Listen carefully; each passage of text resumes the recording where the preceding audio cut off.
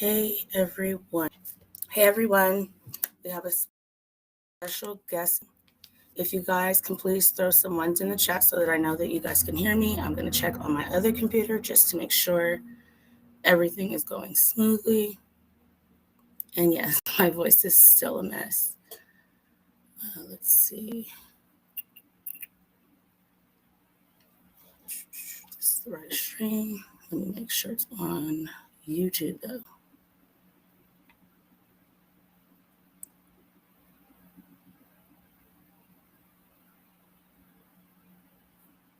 Shouldn't have to even do all of this. Let's see. Your channel. There we go. It is live. So we are live. I believe so. Yes. Okay. So I'm going to show a clip that I kind of put together with the pictures from your Facebook page, and it's dedicated to David. So let me pull that up right now.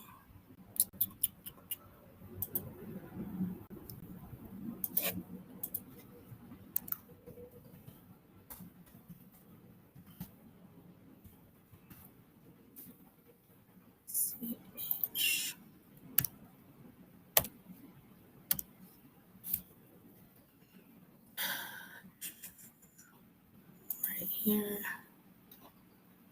Full screen. Okay, it's ready to go. Hopefully it's going to stay right there before I pull it up on the screen. Okay, so I'm pulling it up now. So I'm going to play the video.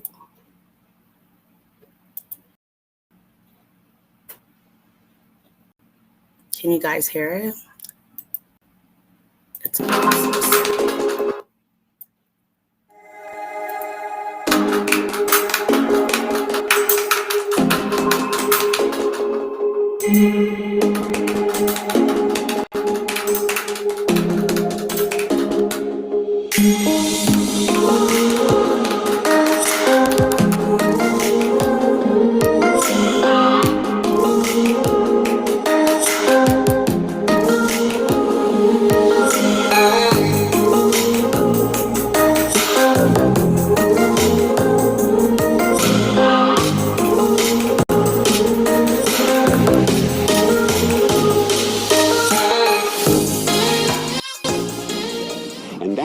Is free without an ankle bracelet, wandering our streets, posing a danger to our community.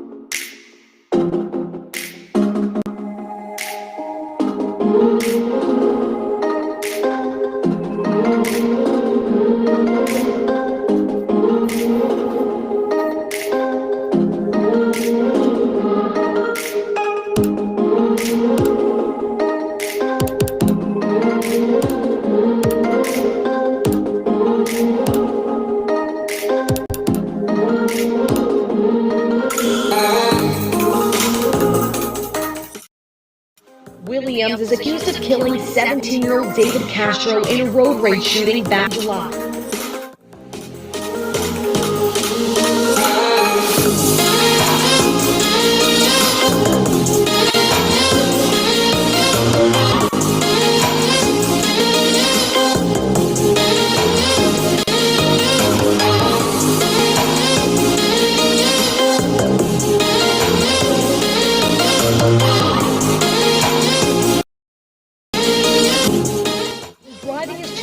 Back from an Astros game when he says he exchanged hand gestures with another driver. Police say the driver followed the family and shot, killing Castro.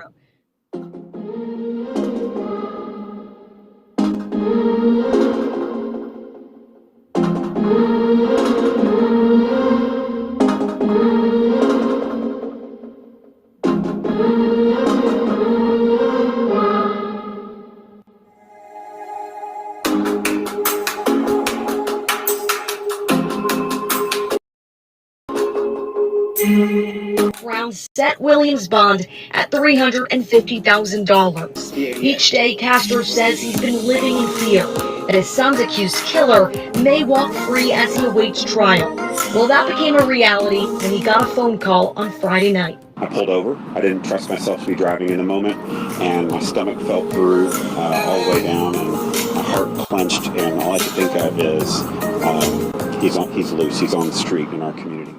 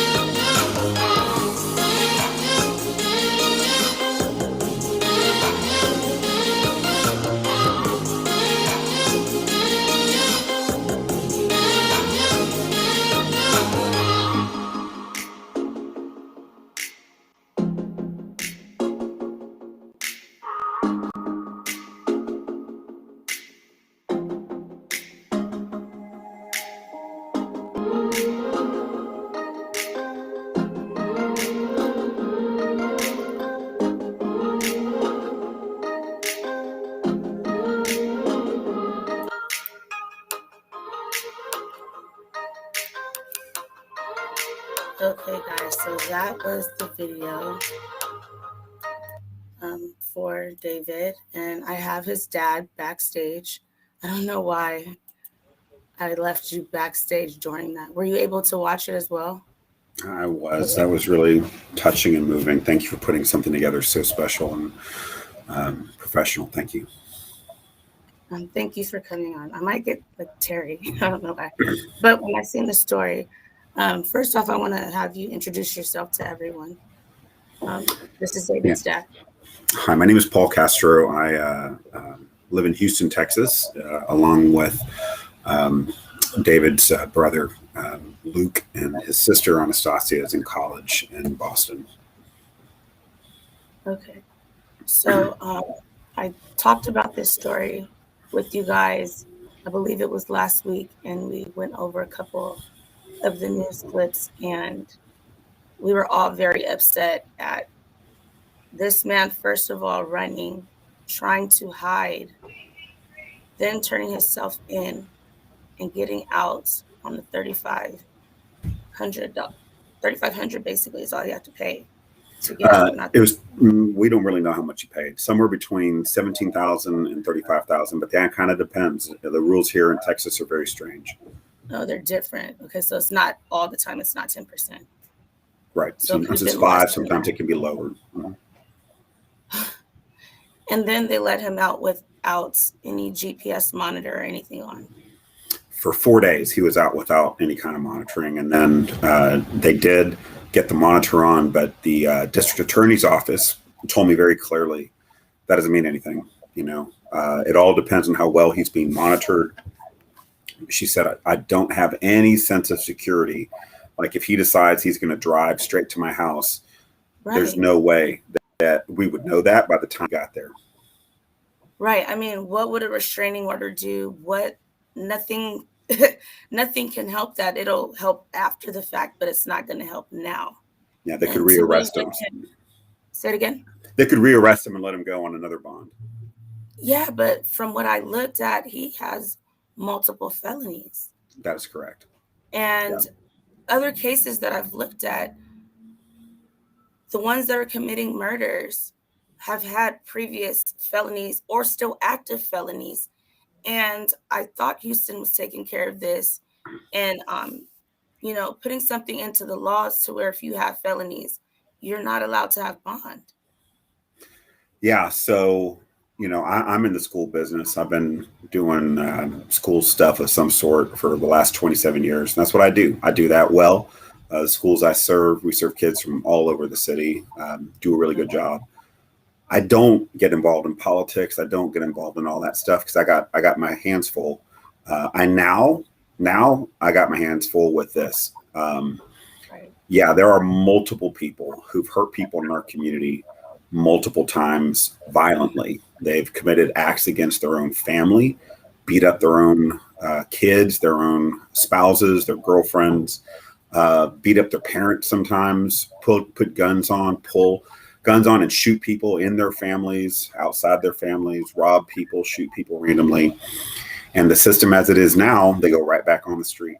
And a big part of that is the people who make money off bail bonds are actively supporting, pushing in one direction, to make it harder and harder to stop judges from keeping guys like this out. Because I mean, right now he lives in a complex, and I promise you, the people living on either side of him, they don't want him there. They don't want him there either. You know, they don't want him loose with a gun. Who knows what decisions he'll make if he shoots and he goes through a wall and hits a member of their family. They don't want that happening. You know, sometimes I believe, you know, people don't really feel it unless it's them in the situation. So since it's not them, we're going by the law. But if it was one of their family members, I'm sure they would find a way to, you know, tweak the system so that, you know, they'll be more comfortable. So what are they telling you? What are they telling you to keep yourself safe? Nothing. To keep myself safe, they're basically saying, you know, good luck. The police chief here, phenomenal guy. His name is Troy Finner. Chief Finner has been so helpful throughout this whole thing. But I've reached out to politicians, and the politicians are essentially saying, I agree with you. I'm so sorry for your loss, Mr. Castro, but we're not going to do anything about it, really. We have a political interest in keeping this ball rolling. And on the Democrat side, they want there to be bail reform for misdemeanors. I get that. I want that too. On the Republican side, they want to make it hard for anybody with a violent crime to get out. But violent crime can be two people who get in a fight at a bar. And like those people shouldn't be sitting in jail for, you know, weeks. It's guys like this, right? It's guys like this who pulled a gun and shoot someone. It's people who are repeat domestic abusers, people who sexually abuse children. Those kinds of people, like, they don't need to be on the streets. I don't care how much money they have. And those are the people that I keep, you know, this morning I met with a state representative, and he essentially said, you know, I agree with you in principle, and because of the politics, we're not going to see a solution. And so that's why I appreciate the opportunity to share the story, because if you have followers, they need to know this is messed up, you know, and things need to change. And as you know, I'm Hispanic, and it offends me to think that they're representing my people by like being light on crime. I'm like, hey, like, I'm not sure, like half of our school is African American, 45% Hispanic. None of my families here want their kids living next door to or getting hurt by a criminal. Like, we're all united in this. This is no color issue. This is a red issue, like my blood, not like a political party. I'm tired of people playing games, and I kept emphasizing this. I buried my son 11 weeks ago. You know, I'm sorry about that. Well, thank you, but every day sucks. Every day sucks. But what I'm not going to do is pretend that my pain is harder than other people's pain who've had similar losses. But I also want to make sure that if through my work and my pain, we can stop someone else from getting hurt, other family from having to suffer this kind of stupidity. If that's what God has intended for me as a result of this, he didn't plan this. I'm not saying that at all. I don't believe that at all. But I do believe that if I have the ability to speak out and say things need to change and this is ridiculous, it needs to stop, I'm going to do that every single day. And that's why, Naomi, I appreciate the opportunity to be here on your show. I thank you for coming on. And I've also been reaching out to other YouTubers and telling them to contact you, because only in Texas, this is going, well, most of the cases I've been dealing with is from Texas, but these things are happening everywhere. And if no one says anything or tries to do anything about it, it's going to get worse and worse. Some states are starting to pass laws where you don't have to have, your permit to carry. Do they even know if Texas is one of them? Okay. Do they know if the weapon he had was registered to him? I doubt it. here in Houston, a Sorry 38 can go for about 50 to 80 bucks on the street. So I've had friends who say, you know, somebody was in my car last night. Like I left my car unlocked and they rifled through stuff that didn't take anything. Like I had stuff that was valuable that didn't take anything. And I'm like, they weren't looking for stuff. They were looking for a gun, you know? And so most of the guns they capture, they're unsecured. So if you have a home in the house, if you have a gun in your house, most people put their safety lock on it, right? So it's essentially useless or it's harder to use. People keep their guns in their cars and their trucks. They don't put a safety lock on it because in their head, I need to be able to use it quickly. So they keep it in their glove compartment or under the chair. So what happens is people break in the vehicle. They're not really looking for anything other than a gun. And they flip guns easy. So like I said, like if you have a good 9mm, it probably goes for close to $100, you know, that sells at a store for 600. So, you know, but that's happening left and right here in Texas. As guns are getting stolen, those are the guns being used in violent crimes. Wow. Did you want to kind of say what happened that night for the ones that don't know what happened? Because I'm seeing people say, you know, things about this hand gesture and this and this and that. I don't care what it was. I don't see that equaling shooting at someone. I don't see that. Correct. Do you want to kind of explain what happened? Absolutely. So first of all, every fact in the case comes from me. Okay. You know, so the guy hasn't admitted to anything. The guy said his car was being used by somebody else. And so second thing is, you know, kind of as a preamble, when I was 24, I was going to a party. And as I was driving, I was going through an intersection and I had a green light. This guy T-bones me, right, at about 30 miles an hour and caused all kinds of damage. I was in, you know, I had, you know, real damage. What I didn't do is get out of my car and shoot the passenger. Right. So I don't care, you know, so a hand gesture getting T-boned there, you know, so even if I had just flipped him off, so, you know, so that's not an issue at all. But what really happened, we were coming back from an Astros game. I was in my vehicle. I had my son, David, in the front seat, passenger side. My other son, Luke, was behind us in the back seat. And traffic was at a dead stop. Nobody was moving. Finally, traffic started to move. And I was teaching my son, he's 17. He was supposed to be getting his license. He was supposed to be getting his license at the end of that month. And so I was modeling for him. This is how you drive in traffic. And I said, you know, let people in, that kind of thing. There's 4 lanes of traffic. We're all going one direction. And the cops had closed off lane 4. I was in lane 3 to let out traffic. And so people like look at lane 4 closed and we're like, we're going to get out of lane 4.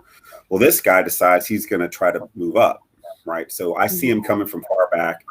I let a car from his lane in. I let 2 cars from the left lane in, but we hadn't moved in 5 minutes. I was like, I'm going to, you know, that's it. I let 3 cars ahead of us.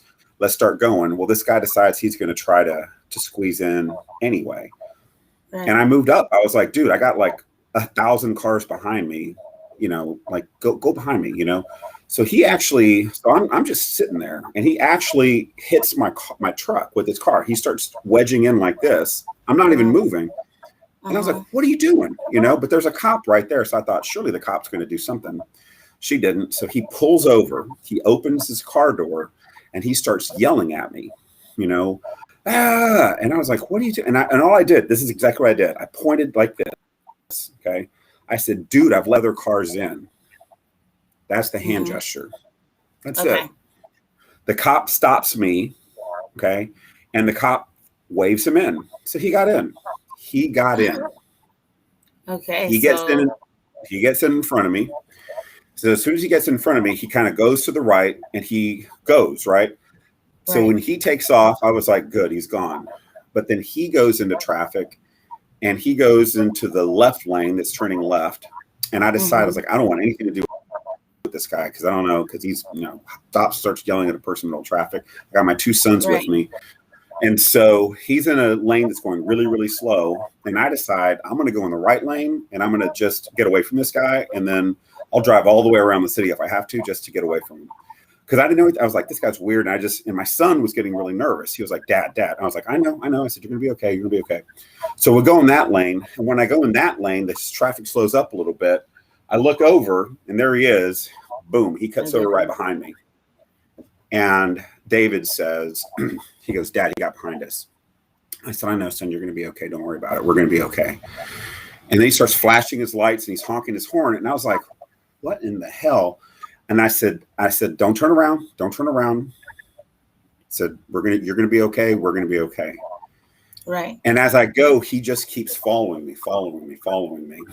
And I was like, what in the hell is happening here? And I was like, I'm going to gun it. But my truck was not in good condition. I was supposed to be taking it into this next day. So I was like hitting like 80, 85 miles an hour. And that's about as fast as I could go. Mm-hmm. And I decided, if I keep going, he's going to catch me. God knows what's going to happen there. I'm going to try to exit real quick. So I was over in the inside lane. I cut across 3 lanes of traffic to exit, thinking I lost him because he got behind. Well, that bastard goes up onto the median, and he cuts all the way around, and he gets right behind me again. And David says, Dad, he's behind us. And I was like, the hell's happening here? And I said, son, you're going to be okay. The light was about to turn red. I was like, what if this guy has a gun? I don't know. So I cut across to make a U-turn under the freeway. When I cut across to make the U-turn, he cut a wreck. Gets right behind us. I tap on the brakes so I can finish the turn. And when I tapped on the brakes and came out of it, I heard boom, boom. And he shot twice at our vehicle. Twice. Wow. Oh my God. And the glass shattered. Yeah. So the glass shattered. I turn around. I don't hear anything from the boys. I turn around and I said, Luke, are you okay? He said, yeah, I'm okay. And I'm going like 80 now. And I'm driving. I was like, what? I said, are you effing kidding me? You're shooting at me? What the F's wrong with you? You know, just kind of screaming out loud. And he goes, Dad, it's David. It's David. And I said, what? And he said, Dad, it's David. I think David's been hit. I turn on the dome light. I start grabbing all over his chest. He looks like he's sleeping, and I'm touching his chest. Take it slow. You take it slow. And he says, it's his head, Dad.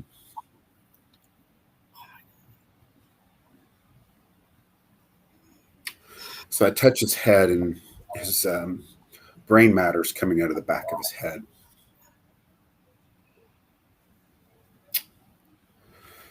So that son of a bitch shot my son in the back of the head. He shot a kid in the back of the head for nothing. For no reason. So I cut my son's head, called 911. He still chased us for about another 3 miles. He's still following you after shooting at you? Yeah, he still followed us. The cops confirmed it, that he chased us for another 3 miles. He wasn't done with us. But when I decided to head back into the city, he peeled off and kept going. He may have seen that what he had done. I don't know. My other son had brain matter on his legs. You said what?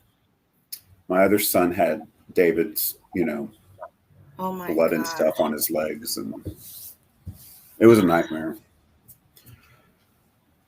So it was a nightmare. I'm so sorry about that. And I know, this is going to constantly play in your mind, but now this is it really screams more of why was he able to get bond? He literally chased you guys. So that guy, so his hearing was this Monday, like 4 days ago. Okay. And I was there with David's mom. We're divorced, but we're like together, we partner on Do this together, yeah. So we're there because I want the judge to see us. It had already been decided, but like the terms of his release, now it's hoping against hope that they could do something and keep his dangerous, murderous self, triple felony self in jail. But then I thought, I bet you this guy is out here somewhere, because they hadn't let us in the courtroom yet. The courtroom was locked. And I peek around the corner, and sure enough, there he is. He's around the corner, and he's on the phone. And all I could think of is that you're the guy who killed my son, and it was everything in my body to not want to just kill him right there. But I was like, I'm not going to give him that satisfaction. So I told Sarah, I was like, let's go down there. So I go down there, and this guy who's out on bond starts mad dogging us from across the way. He walks around the corner. He's on the phone and he's staring at me. The guy they let out on bail is mad dogging the dead kid's parents in the freaking courthouse. And so I walked right up to him. I walked right up to him and I just stared at him. And I was like, I'll be damned. They will freaking have to drag me out of here at midnight. I'm not breaking eye contact with that bastard. And, you know, I'm sure he's like too cool for school or whatever. And he walked away. But that guy killed my son, mad dogged me in the courthouse, and he's free on the streets of Houston tonight. And he doesn't have to be in Houston. He could go to Los Angeles. They're not going to follow him. They don't do good job monitoring. So he's loose because our system is broken. He only lasted 9 months. Before he killed. He was in prison for 11 years or whatever. And he was out for 9 months before he killed my son. So he was already in prison for 11 years. Yeah, he had 2 armed robberies. 2 armed robberies of dollar stores, aggravated robberies. So he probably hit somebody while he was doing it, and was on the streets for 9 months. I'm sure he couldn't get a job because, you know, he's a double felon. Right. And so our society really doesn't have answers for what to do with broken people like that, people who don't have a way to sustain themselves, and they don't have a way to fit into society, put back on our streets, and we, I guess, pray. And so, you know, our family, you know, which could have been anybody's family watching this. I think the reason people resonate with this is they look at this and they say, well, hell, that could have been, I think people say, well, what did he do wrong? Because what they're trying to figure out in their head is, well, that can't be me. That wouldn't be me because I'm not that dumb. Oh, okay. You know, like, I don't know what to say to people who think that. I don't know what to say to people who want to say, you're not me, because I got news for you. You and I have more in common than not. And what we have in common is we're good people who expect our government to protect us from dangerous people. And instead, we're treating people who've got, you know, a $20 bag as if they're as dangerous as this guy. They are not. You know, they are not. I mean, I don't even know what to say with like this whole situation, because now knowing more of the details, it wasn't like maybe something real quick he did. He chased you guys down and continued to chase you guys down. So that is correct. You actually made eye contact with him. It is him. Oh yeah, it's him. That's the guy who killed my son. Yeah, and he's saying that he wasn't there. Someone else had his car. Yeah, even though he admitted it to someone.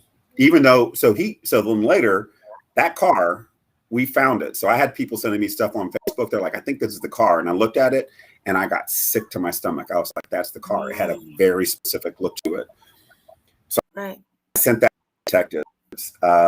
They went and found the guy, and that guy had seen the car. So he's like, yeah, this is, you know, so they hunted all the different pieces down.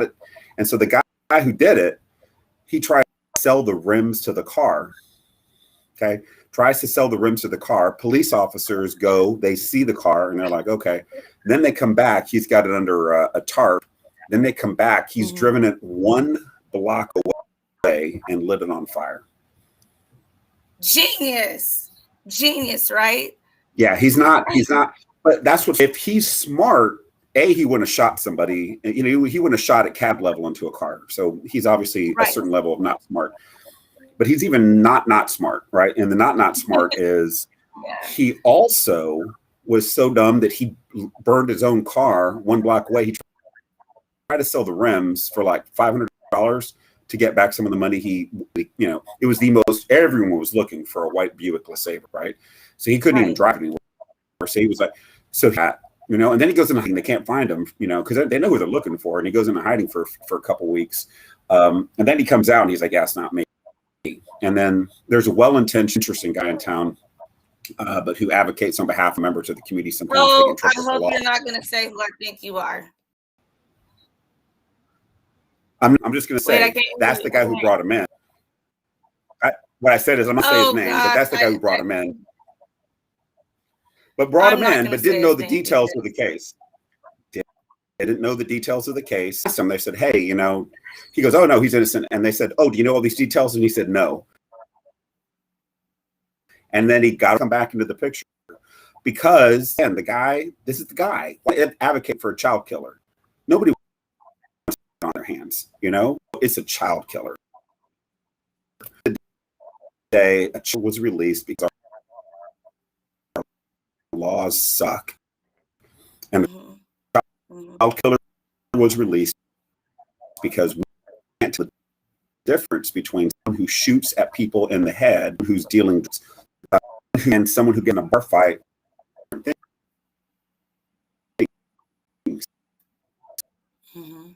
You know, we can't figure that out, and we're not that smart of a society. You're kind of breaking up. I don't know if it's And my connection. We're smart side. Or yours. I think Like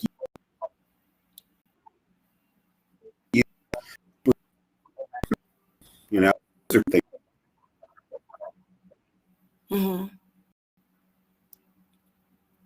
you're kind of breaking up.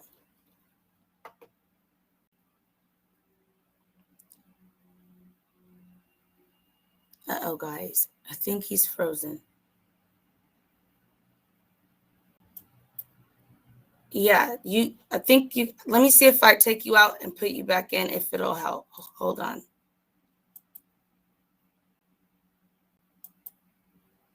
No, it's bringing you to the same spot. Maybe you have to click out and come back in because you're frozen. I know you probably can hear me though. Oh no. Okay, so we'll wait for him to come back in. I think it's because that guy's name that, you know, I can't handle him. Doesn't even know the information on the case, but oh, we're going to be on his side. I can't with that man. Let's see. Yes, Shay, you got exactly who I'm talking about. There we go. There we go. This is better. Let's see. hey Naomi. Yes, I can hear you.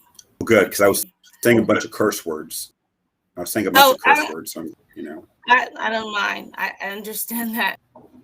I mean, I would be saying more. So go ahead.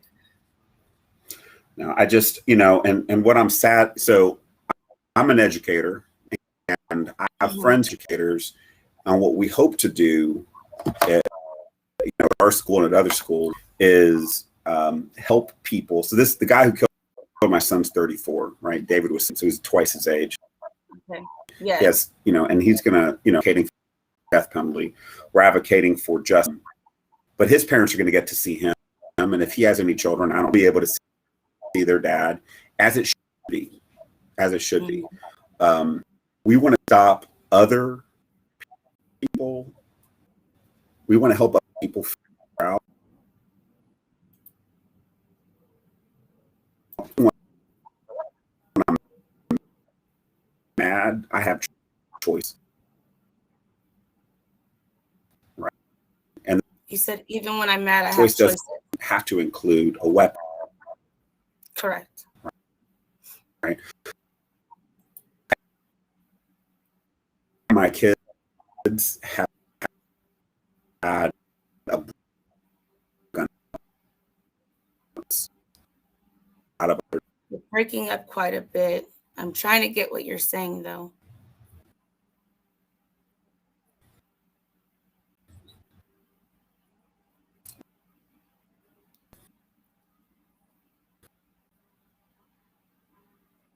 Check your service bar. Oh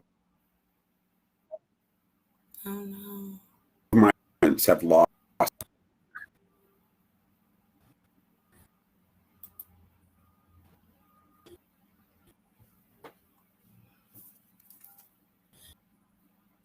I can't hear you. I think it's probably your service. You're frozen.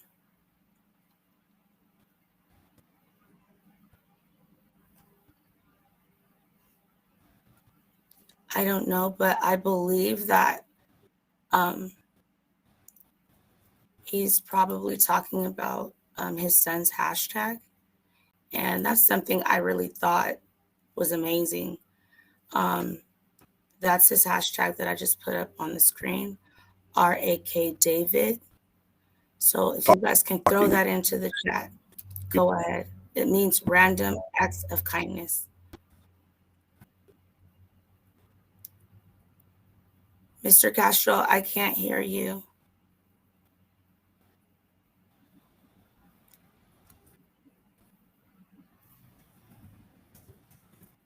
Yeah,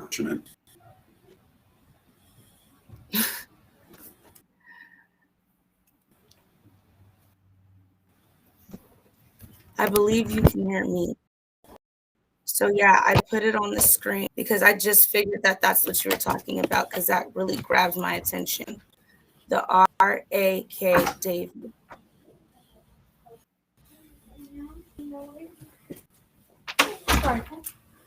Yeah.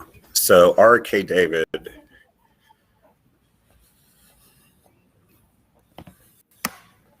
Can you hear me better now? Yes, I can.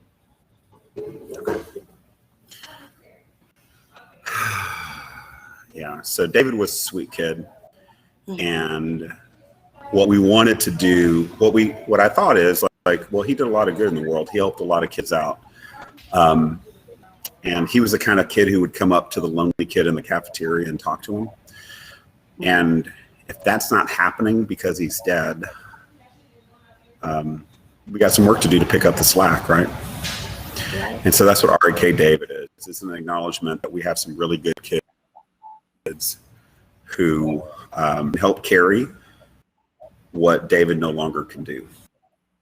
Right. And bad that he's gone. And I don't want us to hide. I don't want us to throw up our hands and say, oh, we can't do anything. No, that's not who he was either. He was a doer, not a complainer. I want to honor that with random acts of kindness. So people have been doing some really powerful things, including somebody who said that like he forgave his son's killer.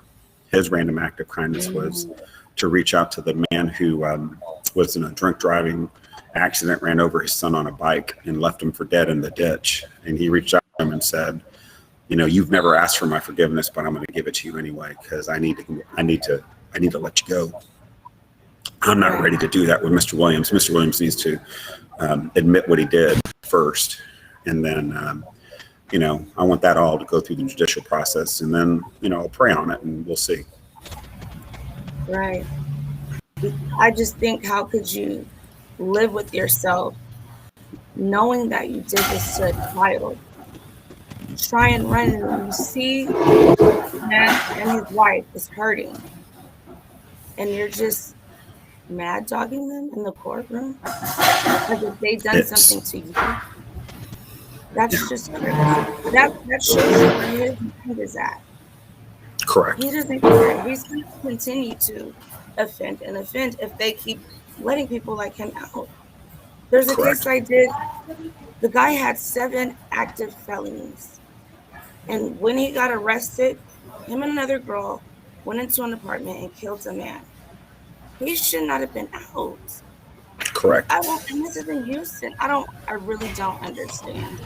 I don't know what steps I needed to, you know, be taken for us to have a voice on things like this, because I really did think that they were starting to cut down on letting out felons when they have harsher charges, and they keep committing.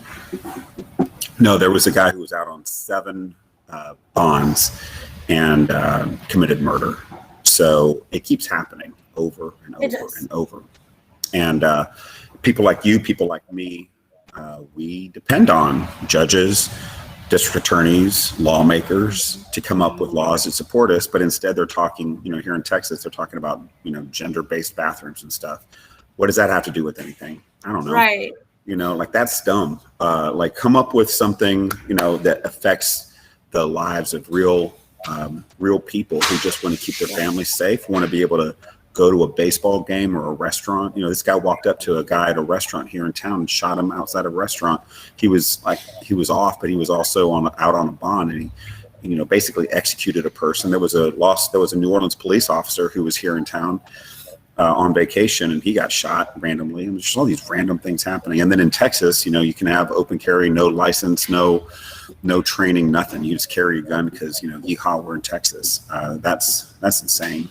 So we just have too many people who are not doing what the 80% in the middle. They're doing what the 10% on the edges want to do. And right. That's just bad policy. It's bad leadership. You know, it's terrible. Mm-hmm.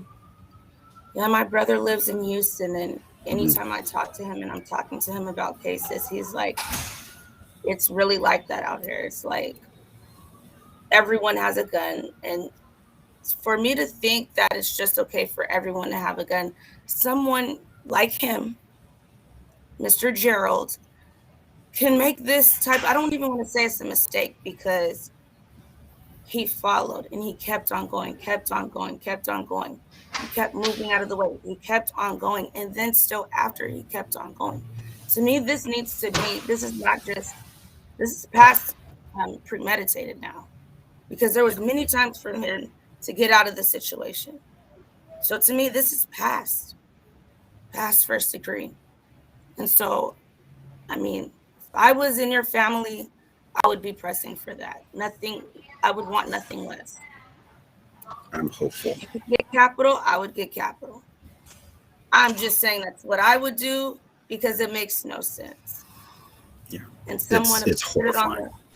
People want to say, oh no, on the race card, it doesn't have anything to do with race or anything like that. It's happening all over the place. And I'm Hispanic myself. And so when I seen this, I was just like, what? And then I seen he got out as well.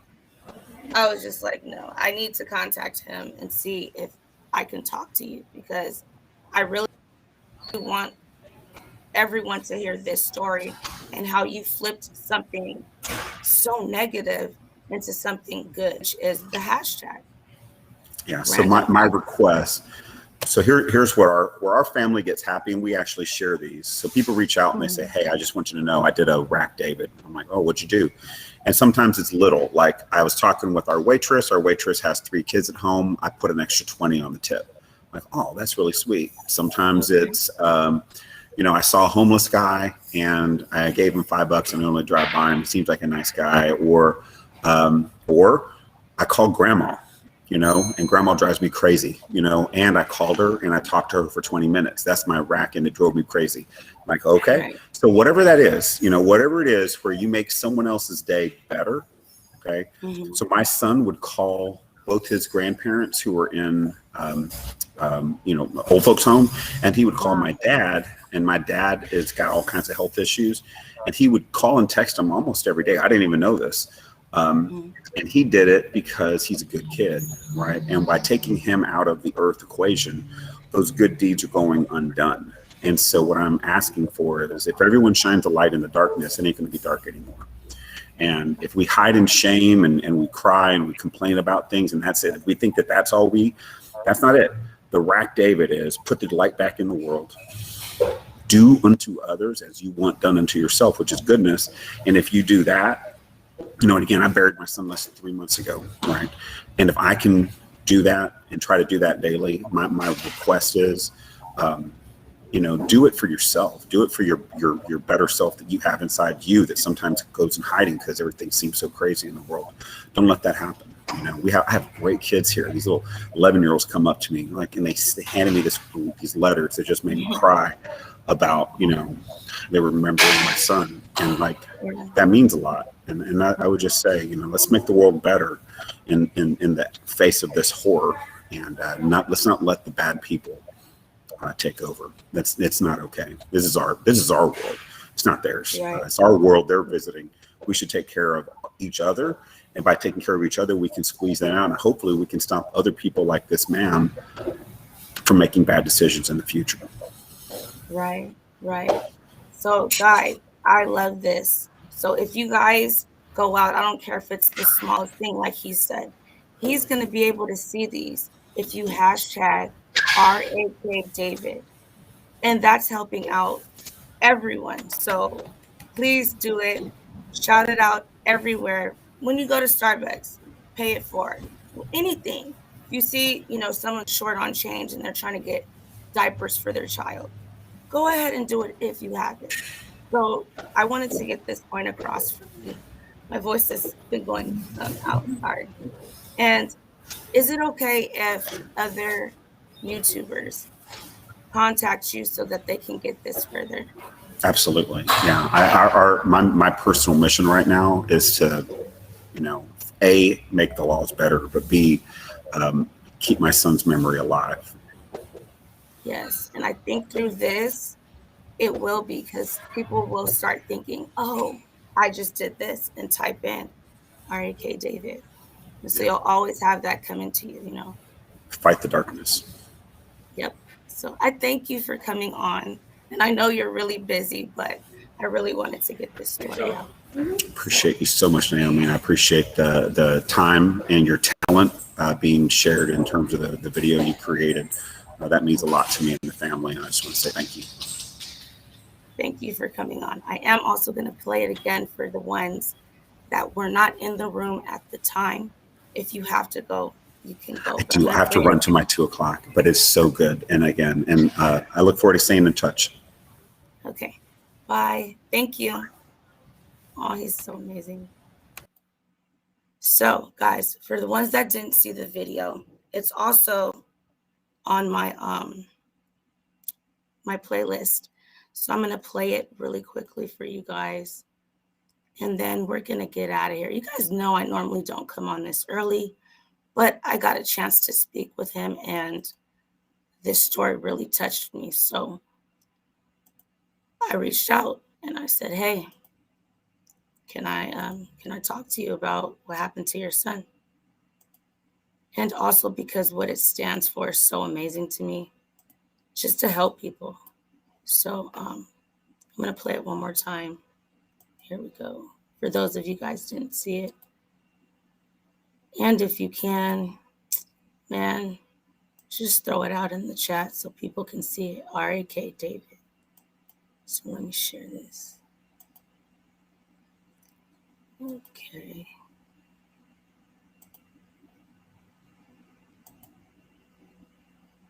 Uh-oh, you guys can hear it. Let me unmute it. Were you guys able to see it the first time, the others that were in here?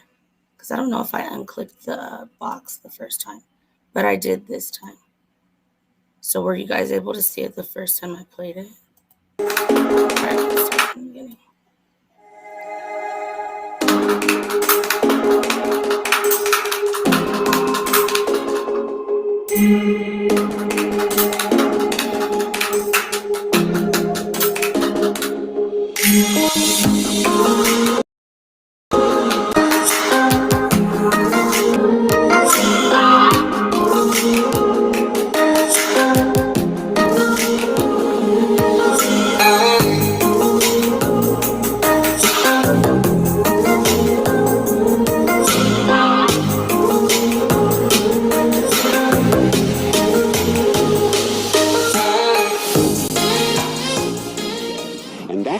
Is free without an ankle bracelet, wandering our streets, posing a danger to our community.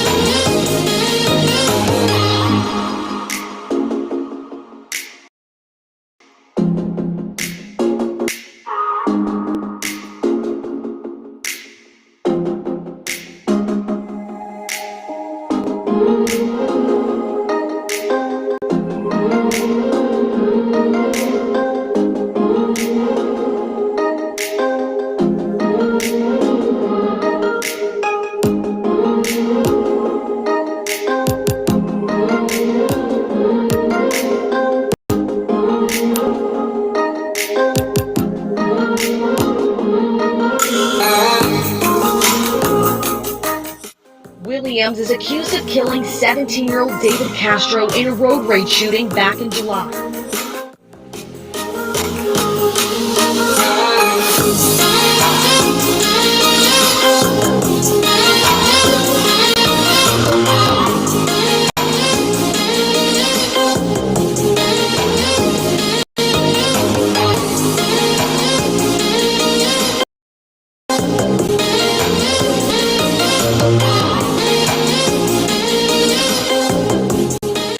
Driving his two sons back from an Astros game when he says he exchanged hand gestures with another driver. Police say the driver followed the family and shot at their pickup truck, killing Castro.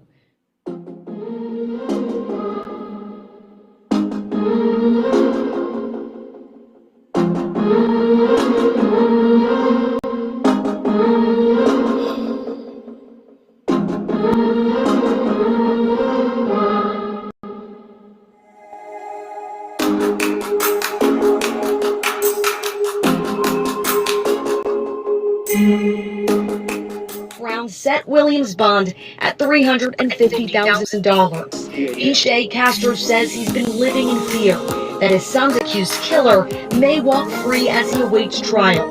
Well, that became a reality when he got a phone call on Friday night. I pulled over. I didn't trust myself to be driving.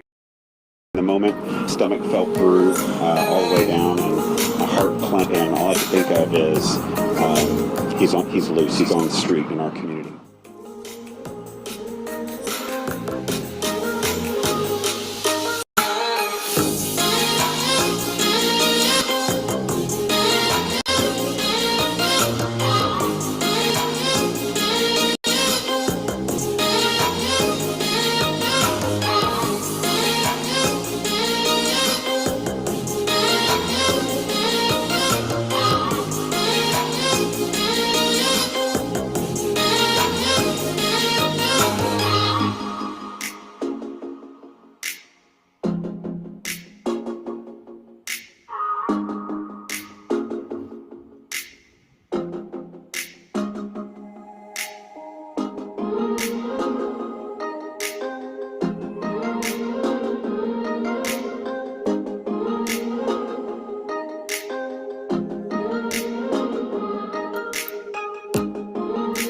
So yeah, guys, that was the video.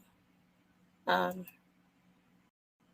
happy that he did come on here. My eyes are all hurting. So I will be back on later on tonight. I just wanted to get, what he what's he going through, So I'm going to say goodbye, and I'll see you guys later for game night. Bye. Rest in peace, David. Everybody, random acts of kindness. All right.